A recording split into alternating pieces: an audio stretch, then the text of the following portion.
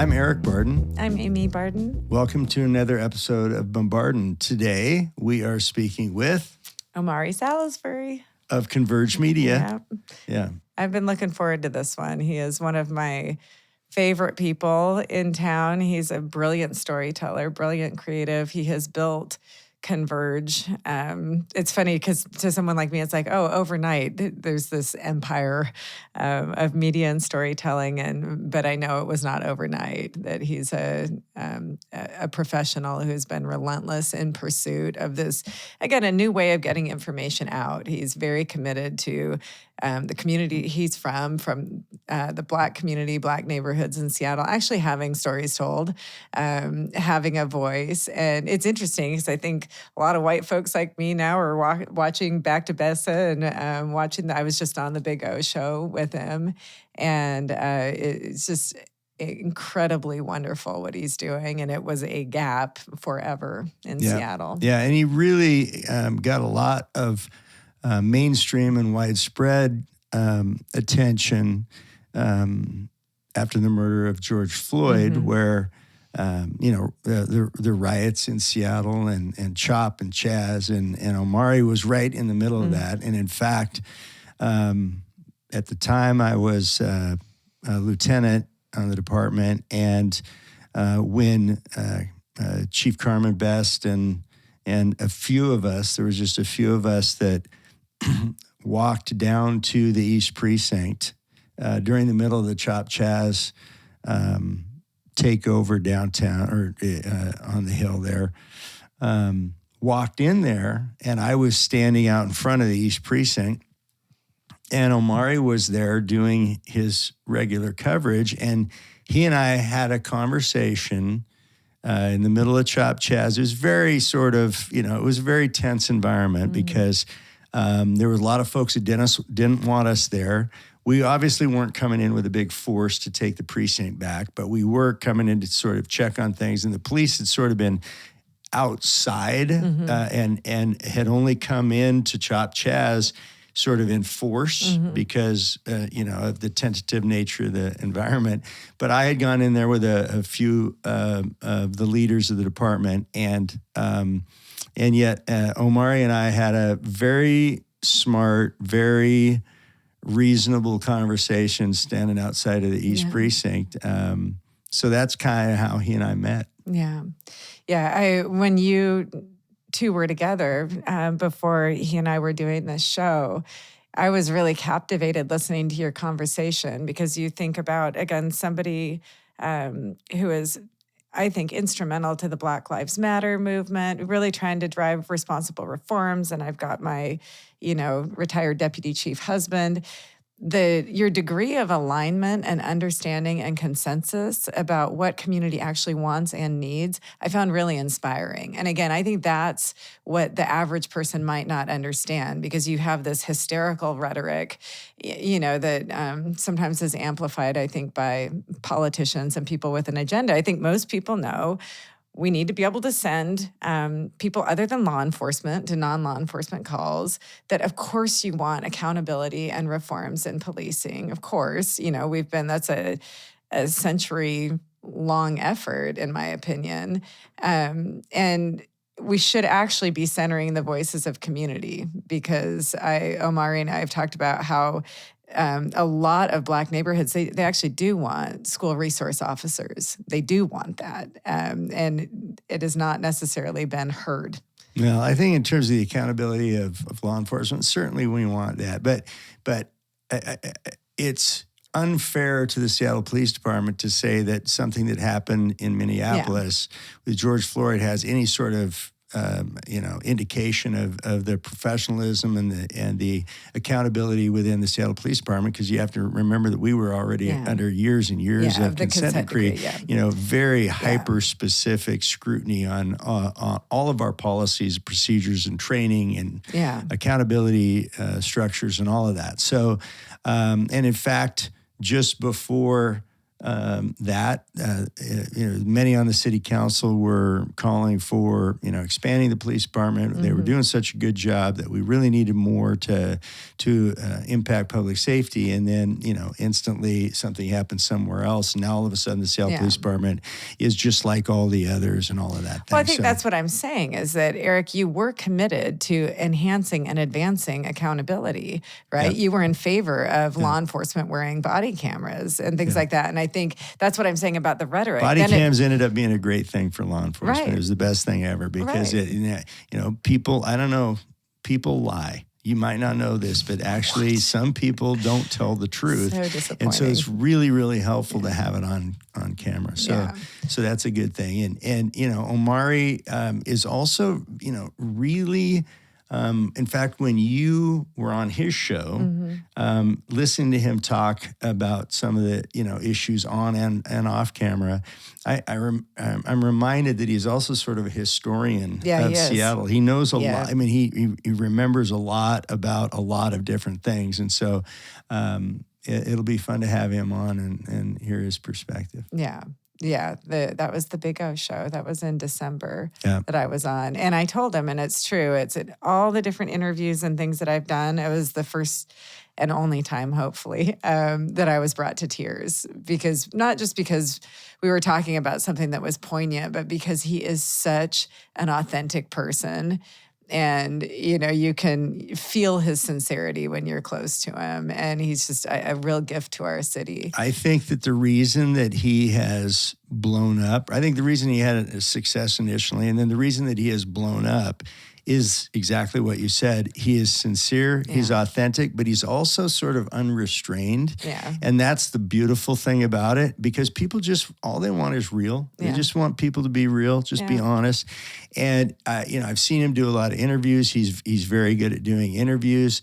It's going to be really fun to have him on the other side of it, where we can ask him questions and get his response. So I think I'm looking forward to it. It's going to be fun. Me too.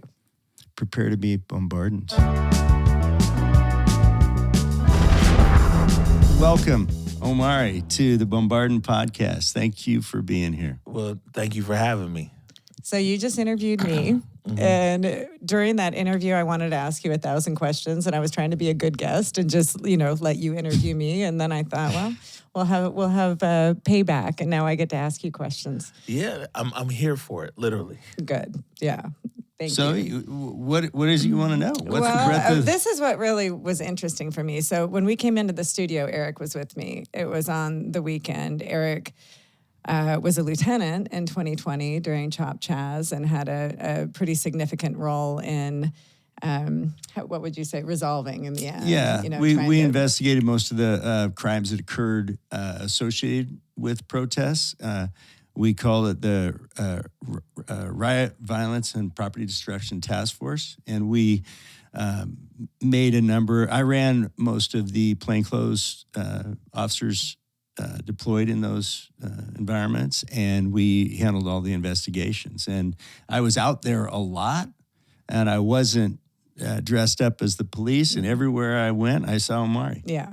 So when you two started to connect around that, I thought it was really interesting because you remembered talking to him as well. Yeah. And when we talked, and we can get into this in a minute, but when we talked, I was actually in uniform at that moment, and you asked some good questions. We had a really mutually, I think, respectful discussion out there on Pine Street next to the East Precinct. The Western Barricade. We need a soundtrack like dun dun dun when you say that. Yeah, it was funky at the Western Barricade. Yeah. So tell us about your role, because I understand, was that like the foundation of Converge during that era as well? All right, so if I'll give you podcast. See, might keep it in, might keep it out, but it's worth telling. We this. never edit. Actually, oh, okay. It just good. rolls. Well, I'll be brief on this part here. Is that so? Actually, I thought up the idea of Converge when I was overseas. The first part of my career, I spent overseas. I've been to over 60 countries, 30 countries on the continent of Africa. Launched TV and radio stations in Tanzania and Botswana and Rwanda, Zanzibar. the UAE, lived in Wow. Dubai for 4 years. Wow. Used to go to China and do content distribution deals. Did a deal with Simon Cowell. No down in the kidding. south of France. Yeah, East Africa's Got Talent. Wow. So I had a whole life in media. And when I was coming back home around 2016, my son was there at O'Day High School. And when my kids were young, they travel all over with me. But of course, when they're in school, I've been moving around. And I told my son, I said, well, you know what? I'm going to move back home for high school. And so in planning on moving back home, Converge was an idea because overseas, hyperlocal content was really taking off because the cost of production came down. When you live overseas, you're just jammed in, well, mostly content from the US or other places because the local cost of production is so high. But as the cost of production went down, I'd move around places in Africa, I'd move around places in Asia, and people were telling their own stories from their own neighborhoods. And I was like, man, whenever I go back home, that's what I want to do. So I come back and I'm like, and this is probably like 2014 or 15. I'm coming back and I'm like, all right, I want to do Converge. And crazy enough, what I said that we wanted to do, this is 11 years ago, is exactly what we're doing right now. But let me tell you, I come back home, I've got this massive resume and everything else. I'm like, okay, this is cool. I'm going to come back to Seattle, get a job at like Amazon or T-Mobile or something, and I can work on this Converge project on the side. Well, I came back home. Not only couldn't I get a job, I couldn't even get an interview.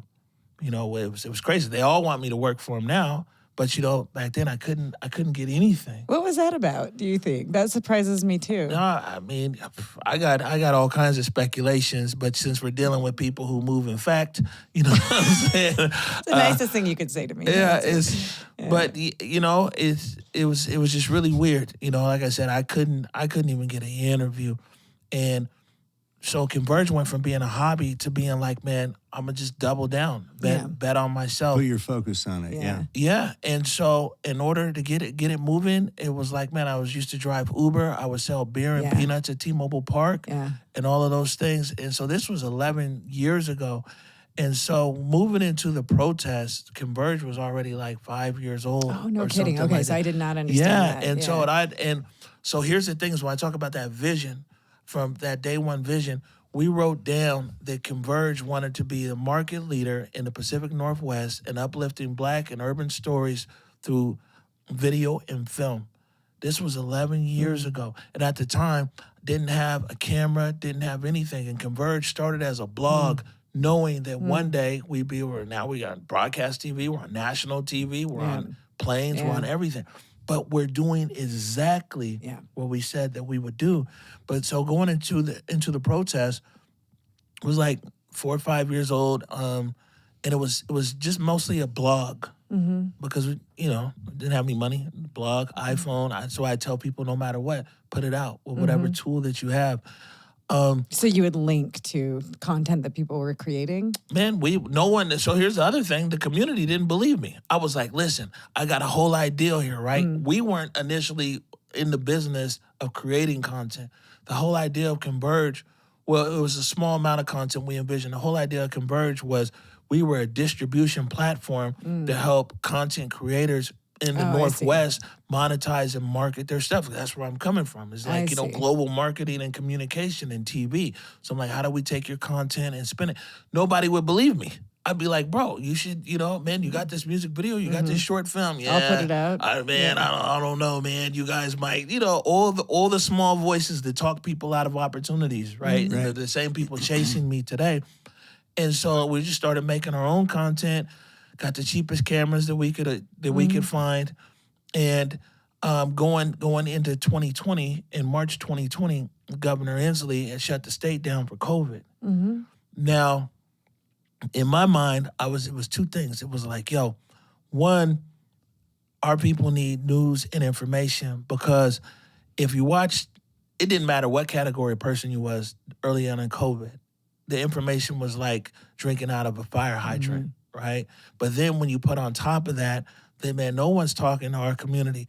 You remember they used to have the grocery stores would have hours for senior citizens and this and that, where they could go to the grocery store. Man, and none of this stuff ever for our community. And so it was like, man, our people need news and information about COVID. Our president at the time said it'd be over by April. So we're like, we're going to do a pop-up news show to serving our community and everything else. So we're on air with the Morning Update show in March, in the middle of March, right? And you know, it was like, I mean, it was when you just don't wait. Yeah. Is I guess the thing I could say. When it's like, man, we can do this. Yeah. When you call up your buddies who got a camera and you call up this person, that person, and somebody got a streaming platform. And we had no idea, like, that's exactly what the community needed. Yeah. Right? So let me ask you this. So I want to get into what happened after March in 2020, but just real quick, like what was the resilience? Like you had to get a little bit discouraged. I mean, you were doing this for, years and years and years and trying to get things going, and people like not listening to you, not hearing you, not hearing your vision. Like, what kept you going? What kept you focused? I think a career of failures and on big levels. And not that I'm a failure, but it's like setbacks. It's like, man, imagine leaving from Seattle with so much ambition and you're landing. And I got lots of great stories. I'd go lots of countries, you land there, don't know anybody, don't know the language, and you leave out with a broadcast license, And then, man, there's other stories where it was like, dang, everything fell apart. And that flight from Dubai to Seattle at the time is 14 and a half hours. And there's a flight also from Dar es Salaam or Nairobi to Dubai. But that flight was 14 and a half hours. And I used to tell people, I said that flight was just long enough for me to cry out all my tears of disappointment. And then a few times go right back into my mama's basement. Because, I was an entrepreneur over there. And so, embedding big on yourself on a global stage means that when where almost the environmental factors are all against, electricity might work, might not, internet might work, might not. The police there, people think police here, but the police there might shake you down on your way to work. They might not. Things, and so with such extreme environmental working conditions, and just knowing what setbacks feel like, or people, learning opportunities, however people want to say it. When I came home, it didn't move. It wasn't moving fast. It wasn't whatever. But I was like, I'm not going to quit. Yeah. I just think I think that's the important piece, though, to remember, is just like you bet on yourself. You had confidence 100%. In yourself. You realize that when you had setbacks, that didn't mean that the whole thing was for naught. You just keep plugging. Well, and, one thing that was really, really to let me know we were in the right direction was in 2019, there was a community member, Ruby Holland, who was real vocal about housing and gentrification, and she talked about how she felt there was predatory marketing of these people just coming to her house trying to buy her house and, those cash offers. And so I just wrote an article about it, right? And that was the most I could do. As I wrote an article, I put it on our Facebook pages. Well, Dan Beekman, I went to Garfield High School. Dan Beekman also went there, and Naomi Ishisaka also went there as well. But Dan Beekman picks up the article, and then Dan Beekman calls me, and we're talking about, and the Seattle Times they make a major investment on the story. They got their tax reporter, the real estate reporter, the state filing reporter, and it turns out that like this company was it was like 600 homes across the region, and they had done all kinds of stuff, and it came back, Dan, like he was supposed to do, but Dan for sure, he was like, man, this was Omari's story, you know what I'm saying? And it verified us. You know what I'm saying? That people were like, hey, this is what's really happening. This is a viable news source. Yeah. And when the Seattle Times, when Dan Beekman came through and the Seattle Times elevated us in 2019, it was something that was reaffirming. Yeah. It was like, we don't have much. We're still dreaming for TV right now. We're a blog. So let's keep it going. We're on the right track. And it's the small things too. So Dan was big, but just going into the neighborhood and somebody's like, hey, I read your article, keep it up. I read you, no victory is too small. As an entrepreneur, all are welcome. Beekman was actually in this current role. He was the first reporter I interacted with at the time. So I really like hearing that. And I love that he didn't co-opt it, right? No. And make it his own, that it was you. And we might get to it, we might not, but I want to make sure I mention right now on the story that I broke for the Proud Boys hoax. It was 14 months trying to get that out. The city of Seattle obfuscated and did everything they could for that not to come out. In my opinion. And so, but anyways, it was the city, Mayor Harrell had just got elected. He was coming in and I begged, was it OPA? I begged OPA. I said, please. I said, every time you guys drip, drip, drip, it tears off the scars for people who are trying to heal from the protest. And they would not move. And so I called Dan Beekman. I said, Dan, listen. I said, the city has circled all the wagons. I said, I need some help. Dan Beekman started calling all these people. And then ultimately that article came out. And before it came out, though, because a lot of it was my reporting. I mean, Dan did his part as well. Before it came out, Dan was like, look, man, bro, this is your thing. So do you want to release this on Converge? Do you want to do this and that? And I said, Dan, at this point, this story is our city's story. And I said, the Seattle Times platform is much bigger than Converge. You guys need to go ahead and put this story out. You know what I'm saying? I had no idea. That's really interesting. You described for me in 2020, we talked about it briefly, that moment of conflict where it's like, do I participate as a member of this community or do I cover this? And I thought that was so interesting. Can you talk me through that? Yep. And so right before I get to that, right? I'll pick back up. So it's March. We start the morning update show. And I think this is important because of one of the things you just said. We started the morning update show, and I told guys there that first day of the show, I said, you know what? I can promise you this. It's going to at least be 2 people watching. I said, that's my mom and my dad. But I said, we going to act like it's 20,000 or 200,000. And so if you would have went to that morning update show, like there's still people you talk to right now, they'll be like, man, we learned so much. Because it was boot camp. The director's name was Daryl, DQ. It'd be like, Daryl, it's 11 o'clock in 1 second. Daryl, it's 11 o'clock in 2 seconds. Daryl, when's my show gonna start? Like, I mean, we pushed it. I said, man, it doesn't matter what the little view counter says, man. We're acting like the whole world is watching. It was a tight ship. And I only say that because who knew 2 months later, with the murder of George Floyd, we were able to take that production, like we were already moving like the whole world was watching, and moved into a production where the whole world was watching.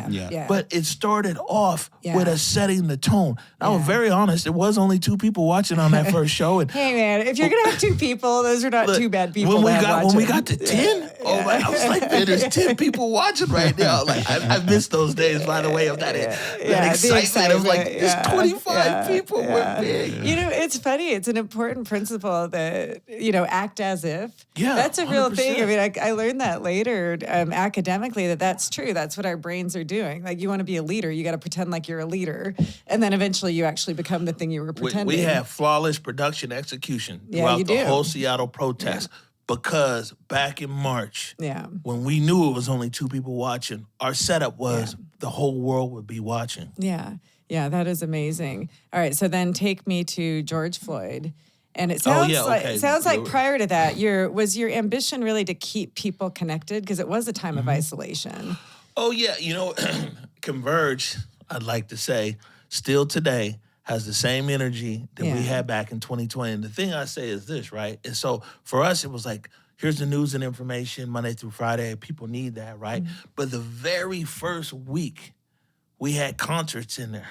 So there was a band called Goodie Bag. People in Seattle really love. We call it Goodie Bag. We're like, hey, man, we got this streaming thing down here. We don't use the studio on the weekends. Come through. So we were the first people to really, be streaming concerts, to be doing all these things.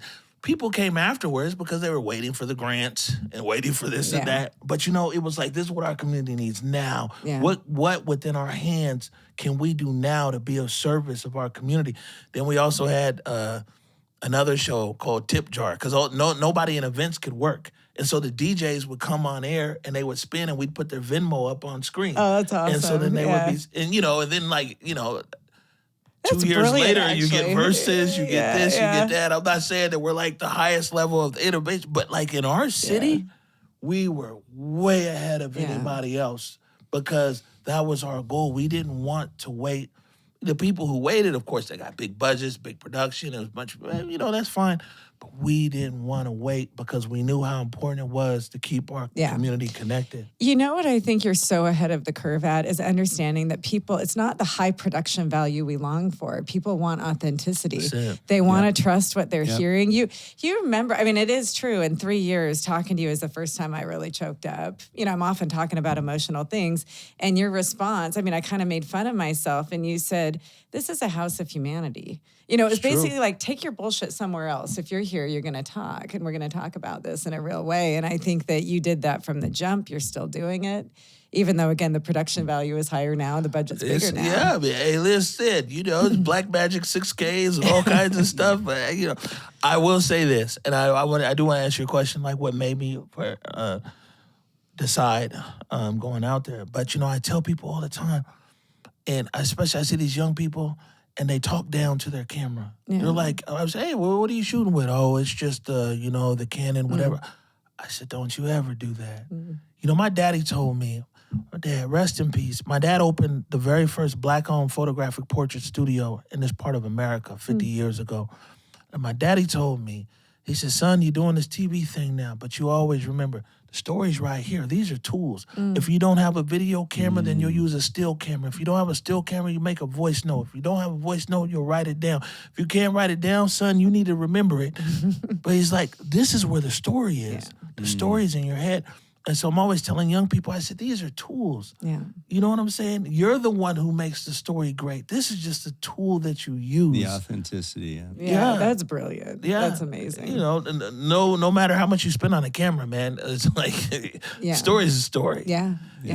And so when George Floyd, when we saw the murder, it was crazy. I remember playing the clip that next morning on the morning update show. We had to tell people, I said, man, this here is disturbing. This is crazy.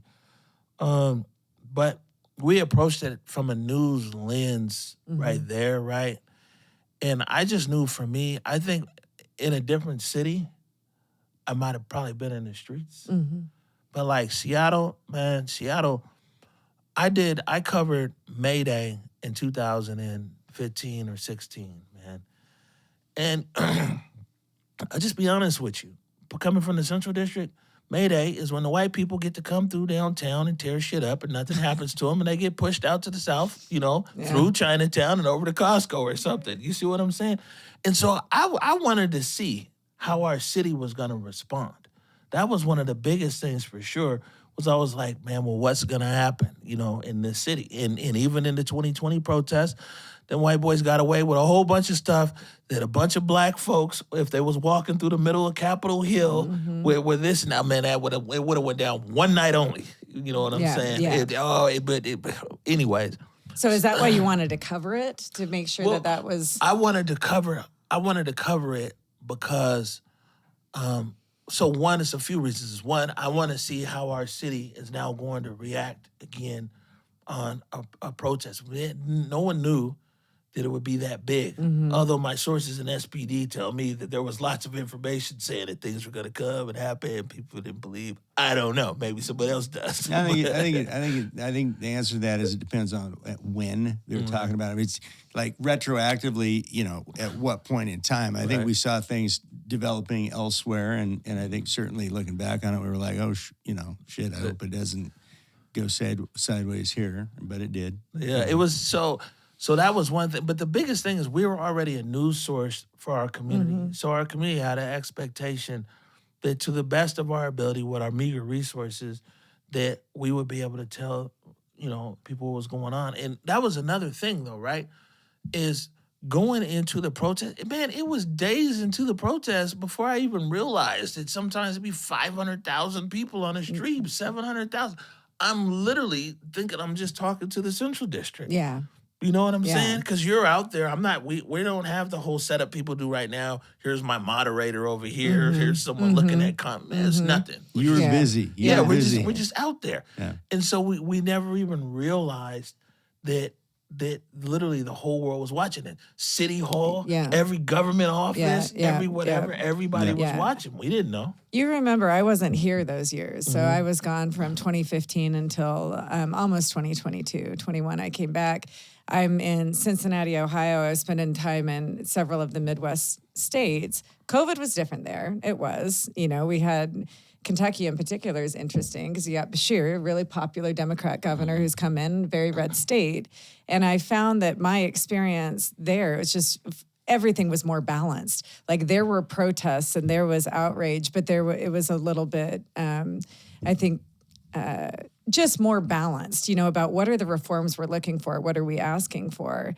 Eric is the one that explained, when he and I got together after I was already, had been working in West Precinct for about 6 months and kept hearing different accounts, and especially from community members about what they wanted, what they asked for. I told you the first time I ever heard your mother speak, she was at a mic in City Hall and she said, I can speak for myself. And I was very sensitive to that, because I know it is not my job And why, to represent. why did she say that? What was the Because, context? some white girl named Emily is Was speaking for talking the for black black folks. community up in Madison Park or something. That's it was the worst. Yeah. And again, as a white Seattle. person, I'm like, just stop. Seattle. But Eric explained because again he was plain clothes, undercover, and just much more knowledgeable about what happened from a law enforcement perspective. He said, Amy, overwhelmingly, these were good people asking for good reforms. They were peaceful. And then there were bad actors who would come in, especially after dark, and that got painted with broad brushstrokes. So there's a lot of different things to unpack here, right? But the easiest one is this, is Seattle. Not everybody. I love my city, of course, right? But there is a part of Seattle, and it's a far left part of Seattle, where, man, they just don't think black folks can think or do anything for themselves. Yeah. And like, it's wild. And, a lot of these guys are the guys, they'll tell you, like, man, they voted for Barack twice. They have the autographed Michelle Obama book. That's how you know you're not a racist. You know what I'm saying? That's how you know. And they like the idea of black people, but don't like black people. You see what I'm saying? Yeah. Let me just tell you something. In all the years of Converge, all the heat and pushback that we've ever got on anything has been that side. You would think that it would be far right or this and that and everything else. Yeah. No. Yeah. No. Yeah. 100. The death threats that we've gotten, the death threats that my mama's gotten and everything else, that hasn't come from some far conservative side. That comes from an element in our city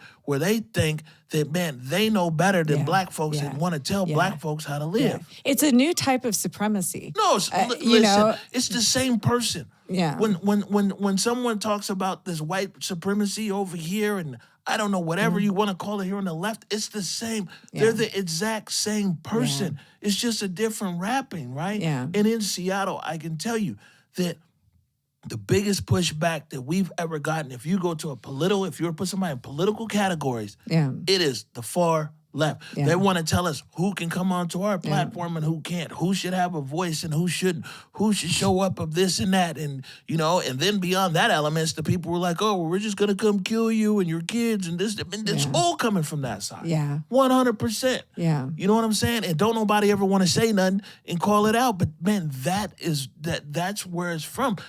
The right, the guys on the right or the conservative side, they argue their points. Yeah. They're like this and that. They're hey whatever, but also they like that we just tell it like we see it. Yeah. You know what I'm saying? That's the one thing that we get from right is like, man, hey, well, that's how you feel. That's cool or whatever. Yeah, yeah. But it was, again, live in different places in this country. It's interesting because some of the assumptions I would have had, I would think, oh, no, Seattle's more tolerant. But then you realize there's an intolerance. Seattle's one of the most racist cities you'll ever live in. It's messed up. Both of my daughters live in Houston. Yeah. My oldest daughter's at University of Houston. grad school, and my young daughter's in high school. I went to college in North Carolina. You know, we just got done shooting a bunch of films in Mississippi and Alabama. You know what the best thing is about the South? Is, man, they tell you to your face. Yeah. And you know, and you actually have a much more kind of cordial understanding. Yeah. Seattle is full of a bunch of people who've appropriated the language of equality. You know what I'm saying? Yeah. But man, they've, I mean, I'm telling you, it's weird. It's so performative here and everything else. It's like, man, you know, down south it was segregation. It was all bad, but you know what I'm saying? It, man, clearly says whites only. Yeah. Let's just keep moving to the next grocery store or to the next gas station. Their position was clear. Yeah. You see what I'm saying? Yeah. I mean, and what's happened in Seattle is like there is no clear position of anything, but man, it works. I'm telling you, it's horrible. Yeah. Hey, man, it is horrible. Yeah. No one will tell you the truth. Yeah.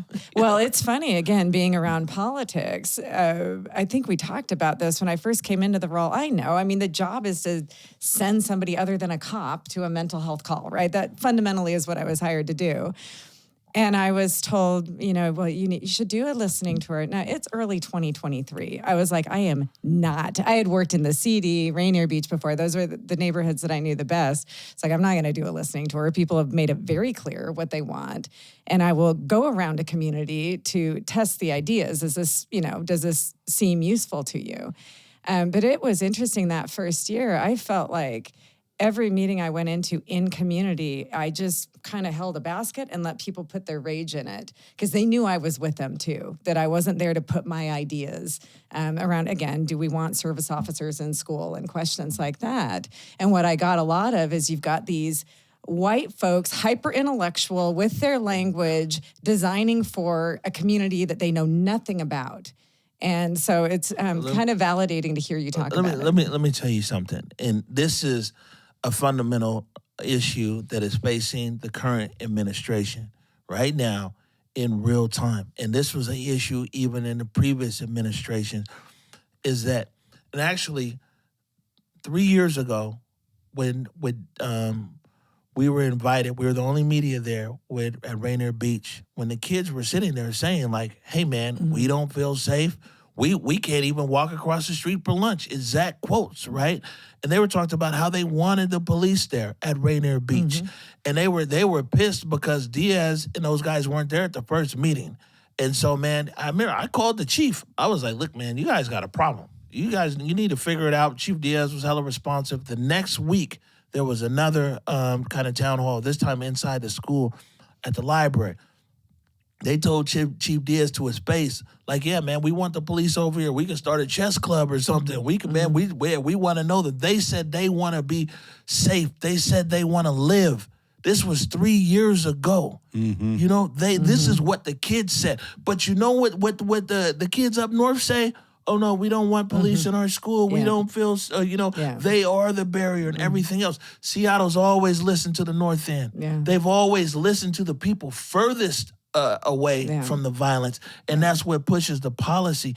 And what they're realizing right now, where there's going to be a reckoning here, is around the officers in the school and these CCTVs, because we got a lot of academic people who are like, man, you know what, these cameras, and they have their points, and I don't want to negate their point. Have you talked to a parent who the killer is still running amongst us, who's murdered their child in cold blood? Have you been to any of those funerals? You know, Converge people call us because they've never written an obituary. Can Converge help us write an obituary? They call us. They're too scared to go to the morgue by themselves to claim a body. Can someone from Converge come with us to claim a body? You know, when people haven't sat there in the shoes of the families in the neighborhoods that are traumatized by gun violence and crime, and then they're making their assessment based upon whatever it might be. Oh, you know, whatever with Trump, ICE, cameras, or whatever. But if they haven't felt, what's missing in this conversation is sympathy and empathy from those most impacted. And how can somebody who lives in Magnolia be like, oh no, you know, there should never be no camera? I'm sure that you don't need cameras here.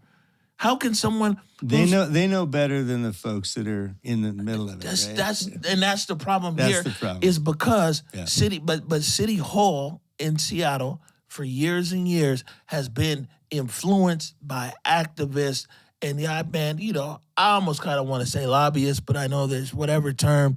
But I mean, that's where the influence comes from. Yeah. It's so interesting to hear you say that because I was a patrol sergeant in the CD in the early 90s.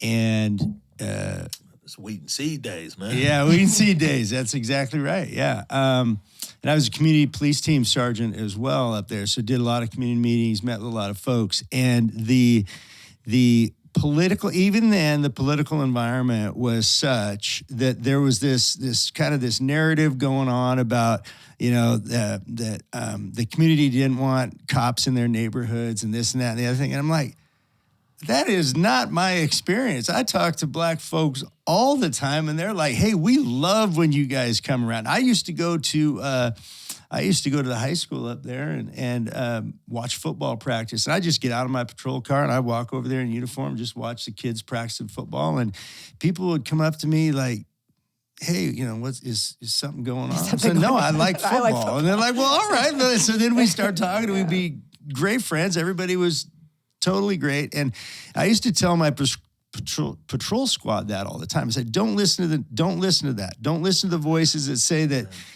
just be out there. Those folks, everybody just wants to be able to go to the grocery store and be safe and have their kids go to school. Everybody wants the same thing.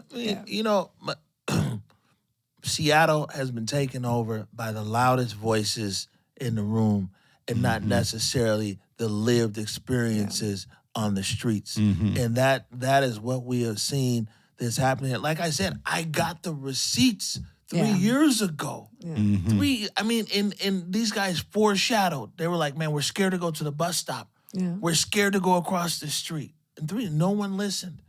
Not to them, but they listened to everybody else. 30 years later, same story. Yeah. I mean, 30 years previously, I was hearing the exact same thing. Wow, hope you've been enjoying our discussion with Omari, and we're going to take a break here. There'll be another episode coming soon. The Bombardin Podcast is a Barden Squared production. Executive producers are Eric Barden and Amy Barden, and video and audio production of the Bombardin Podcast is by Thread Theory Creative.